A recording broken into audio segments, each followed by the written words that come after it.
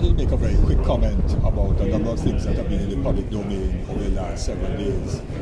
There's this major set of reporting, and we want to congratulate the media for continuing to report and to investigate with respect to Minister Warner and his functioning prior to his becoming minister in his capacity as Vice President of FIFA, Head of CONCACAF, and Special Advisor to the TTFF.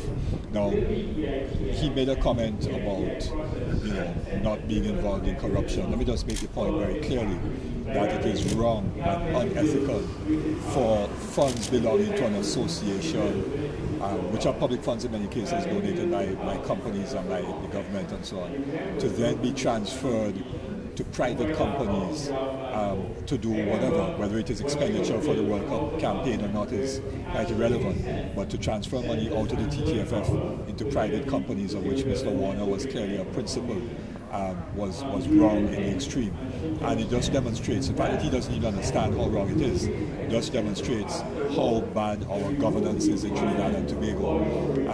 We've had some other examples of bad governance, and that is why the MSJ is having on the 21st of April, this coming Sunday, starting at 1:30 at the Breahfast High School, an assembly of citizens empowered to discuss on the theme building consensus towards good governance.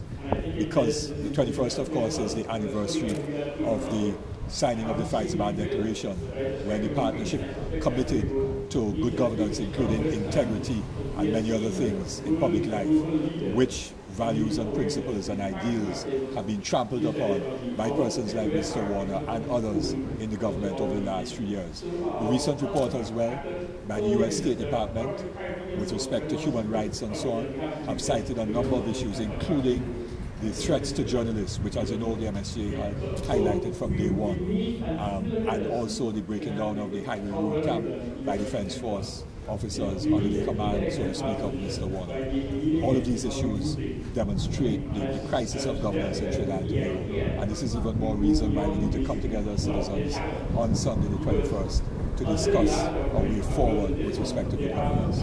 Lastly, in this regard, two other quick issues. One, the horrendously long delay in the finalizing of the investigation into the terrible accident which killed 3 residents of Sealots and critically injured one other person and injured others as well.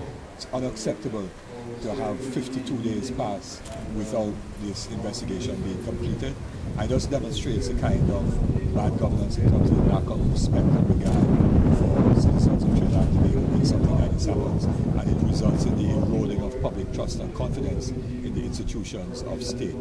All of these matters we'll be discussing, including the issue of the so-called police soldier bill.